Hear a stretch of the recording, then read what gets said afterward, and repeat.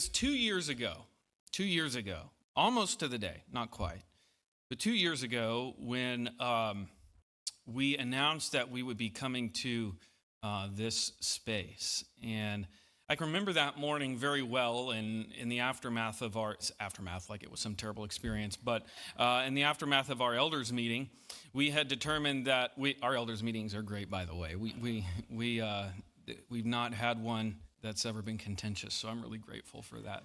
That is not the experience of a lot of church leadership. But anyway, in the aftermath of that meeting, I can remember we had determined, hey, we feel like God is leading us to this place, the Southwick Shopping Center, and just feel like God's leading us here. And he did. I can remember that Sunday morning, I can remember having a conversation with Todd beforehand. We determined as an elder board, we're like, we need to give the opportunity for the people to give toward the work before we go. And we had set a number of $10,000. We needed to, we were going to move forward with it, but that would really that's kind of like the benchmark that we had set. And before the service, I'm like, Todd, I'm really feeling just like a fool. Like I'm going to make a fool of myself if I go up there and say that. And so we did, and I got up there, and it's one of those weekends where everybody's out of town. Everybody's out of town. There were like 5 people in the sanctuary. It's like, great. Here's a vision for the future. By the way, anyway, so we did, and I remember announcing it, and I was just like, I just felt so foolish. And that morning we announced that we would love to see $5,000 to $10,000 come in. Would you know, like $9,600 came in that morning. The Lord provided that, and just even more. And I always had these thoughts like, yeah, those are stories for other people.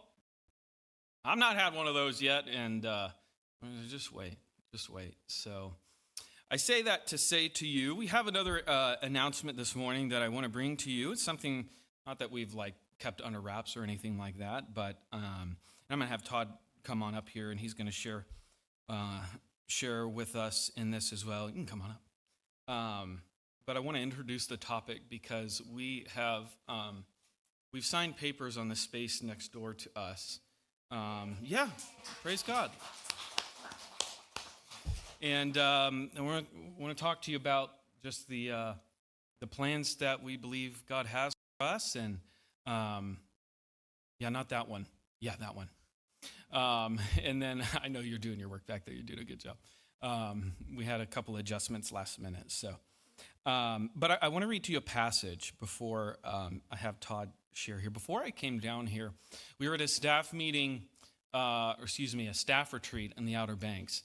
And it was actually it was a staff retreat where we were at the beach, but we had to stay inside all week because there was a hurricane offshore. So it's great. And I can remember that in this meeting, the building, because they're on stilts, it was moving, it was shaking. And we were talking about going out to here, out from Lynchburg down to here, and there was a wife of one of the elders and one of the staff pastors there who had read a portion of Deuteronomy chapter 33. And I have a reminder of this passage on my phone every day because it was given to me. And I just want to read it to you. I'm going to read the verse, and then I'm going to read the surrounding verses. But it says in verse 27, this is Deuteronomy 33, "The eternal God is your dwelling place, and underneath are the everlasting arms, and he thrust out the enemy before you and said, destroy." Beautiful verse about conquering the land and of going out and conquering the enemies. And I'll read verses 26 down to 29, because this is a passage that I've just held dear and that the Lord has had in my heart before we even came. So there's none like God, O Jeshurun, who rides through the heavens to your help, through the skies in his majesty. Here's the verse. "The eternal God is your dwelling place, and underneath are the everlasting arms. And he thrust out the enemy before you and said, destroy." So Israel lived in safety. Jacob lived alone in the land of grain and wine, whose heavens drop down dew. Happy are you, O Israel, who is like you, people saved by the Lord, the shield of your help, and the sword of your triumph. Your enemies shall come fawning to you, and you shall tread upon their backs. Of course, this is a promise originally given to Israel, that they would go into the land and conquer. But we have this kind of same picture for us as believers, to go out into the world and take land, as it were, for the name of Jesus. And so we have been praying for longer than a year, even since we've been here, about this space. In fact, before we came here, we had arranged, because we believed that God would lead us into that space to begin with. Eventually, before we signed the papers, we made sure that our landlord said that we had first rights of refusal to that space. And we just felt convicted about that, because we didn't want to box ourselves in and leave us no room to grow. Well, the time has come, and between the ministry of the children in this room and the events and the things that we are convicted to do as a fellowship to reach the community, we need the space, and we're grateful for the opportunity to expand. But that verse 27, he thrust out the enemy before you and said, destroy. Before I moved here to Danville, I heard nothing good about it. I heard only negative stuff. And, you hear that kind of stuff and you start to believe it. And I have found that we love living here and ministering here. And yes, there are challenges. But in my mind, the people are in essence the same all over the earth. And yes, there's regional differences, but the Lord is the Lord of us all, whether you're from Wichita or Danville, wherever you're from. We're all the same. And yet there is some aspect of, and this is a term that I've used, but religious tribalism that really is just like got a grip on a lot of people here. And so coming down here, we were always just kind of fearful, like, well, how's this going to turn out? And then the Lord provided for us to come here. This passage has just been an anchor for me, that the Lord is the one who's leading us forward. And there are really spiritual enemies among us in our community. Now, whether it's willful or not, there's opposition in many ways. And the enemy loves to subvert the works. But we just have had a confidence and just a steady trust that, the Lord's going to build a church. He's going to go before us. He's going to allow us to conquer the land. And we really feel also another passage very, very special to us is the Church of Philadelphia. And just with the little strength, right, that they have, but what they were able to do for the kingdom is beautiful. So I want to announce that, and I want to invite Todd to just kind of go over some of the details and kind of look at the phases that we're looking through. We know pretty much what phase 1 is going to entail.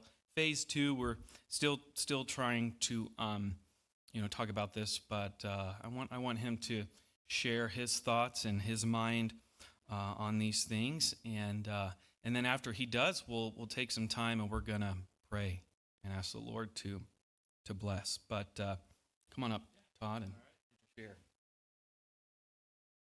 Thank you. Oh yeah, we got the slide up here. So we're really excited for this next step, and I just had a couple of notes that I had made, shared with Pastor Joel, and my thoughts about moving forward. And one thing that is evident to me is that a lot of you guys are here right now because we moved to this location. A lot of you have come kind of in the midst of us moving here or since, and I think that really is confirmation that the Lord has placed us here for a reason. We've been happy with this space. The landlord is a good landlord for us. They've been very supportive of us. And so we see, the space over there is kind of the next step to grow and further kind of put our roots into this particular area here. So, a charge of the local church is really to grow and to mature, and that's both a spiritual component, but it also has a numerical component. And just in our conversations, both with people who have come to look at the church or out in the community or even with you guys here, I think we kind of noticed that there were two things that kept kind of cropping up why maybe people would consider not making this their home church. One is just kind of the tightness of the space, like in the sanctuary, but then also in the children's ministry, they are pretty tight spaces, and especially when you get kids that want to run around and play, and well, mine too. But that's just been something that we've heard from some other families that have visited. So this expansion will enable us to grow not only our sanctuary space for the adults, but also for the kids, and we're looking forward to see what the Lord will do with that space. So. I wanted to commend you guys too. I mean, we've been really encouraged by the faithful and consistent giving of you guys as the body. And it's really your generosity that has enabled us to come to this place where we could even take this next step in faith.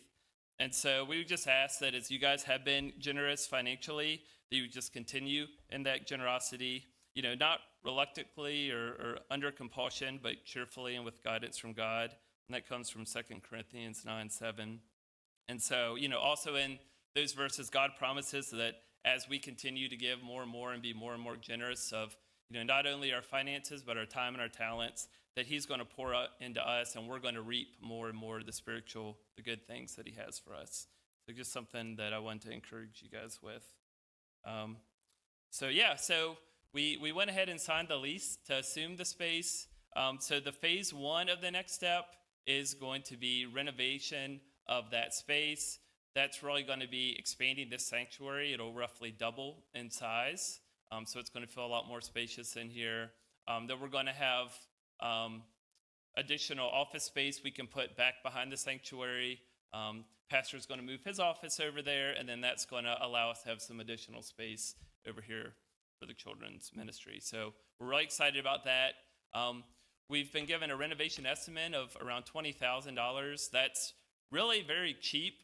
We are being blessed by a general contractor who actually helped us with this build out. He's going to provide his services at no cost to us, so that's a huge blessing for us. So that renovation estimate is really a lot of that's like electrical work and parts and things like that. Carpeting. I think those are kind of the main things. But we are going to start a building fund. And our aim would be to raise, again, $10,000 to enable that work. One thing I just wanted to ask is, I think sometimes there's a tendency when you start a building fund, people can be tempted to give to the building fund but not give their usual monthly offering or gifts or anything. We would ask you not to do that because the monthly giving that you do generously is what allows us to fulfill the needs of our budget. That includes not only the current like rent and utilities and all that, but also what we're able to provide to our one part-time staff member, hopefully eventually full-time staff member. With the assumption of the additional rent space, our rent's going to go up. I think it's like $1,100 or $1,200. So there is going to be an additional need there just on the monthly income coming in. But we would like to just open it up, and we know that ultimately the Lord is the one who provides whatever funds come in, but just be praying about how you can support, again, not only just financially, but through your time and using of the spiritual gifts that God has given you. I'm trying to look. So yeah, one other note I just wanted to make as an elder board when we were meeting, when we were talking about kind of priorities of the fellowship moving forward, two things kind of came out. One was assumption. Yeah. Is there one?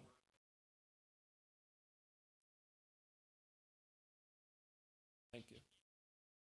So we kind of noticed, we identified two main financial priorities. One was the building expansion, but two was full-time pastor. I mean, Pastor Joel, he basically works full-time here, but he's not supported full-time as our pastor, and we identify that as a need. And really our heart and our aim as a church body is to be able to bring on our pastor full-time, but he has assured us as an elder board that they are doing okay financially. And so at this current moment, we're prioritizing the building expansion, but our aim, and that's why it's so important to have that monthly income coming in, consistent giving, is so that as those numbers make sense, we can bring on our pastor full time. So just want to encourage you guys and keep that in mind and let you know our heart as an elder board and where our vision is, not only of the physical space here, but staffing needs and where we want to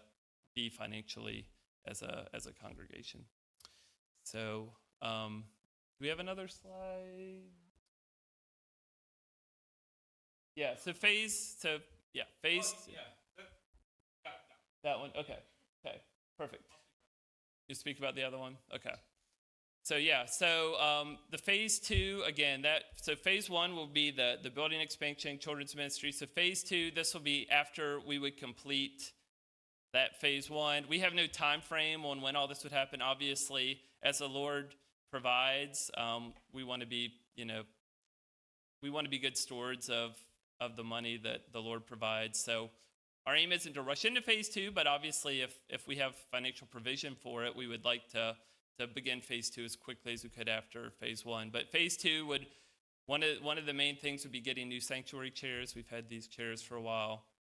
And then being able to modify the children's ministry spaces we've identified would be the most conducive for that area. And then there'd be some additional like tech items and things like that. So that's just kind of the vision for the build out and what that would look like. So did I miss anything? Okay. All right. Well, I'll hand it back.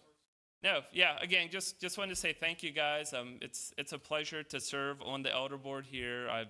I love just being a part of this body and interacting with you guys. And I'm always available, if you guys have any specific questions, not only, about this project, but anything else. But yeah, just really excited to dig into this work and continue to serve with you guys. You can go to it's probably pretty hard to see that.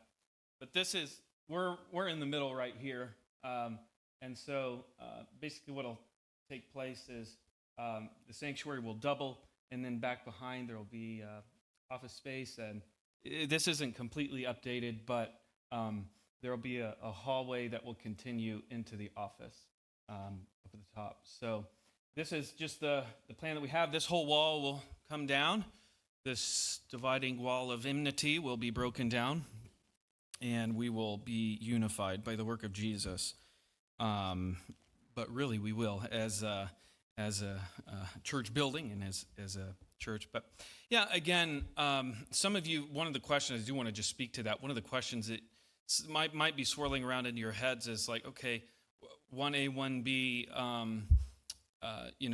the support of the pastor and the expansion isn't a full-time pastor like most ideal, the spiritual health. And yeah, I would say that. One of the factors that also goes into this is we are blessed with an owner who rents to us under market value.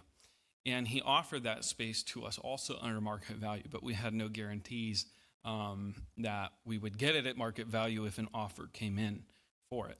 And so we also believe that,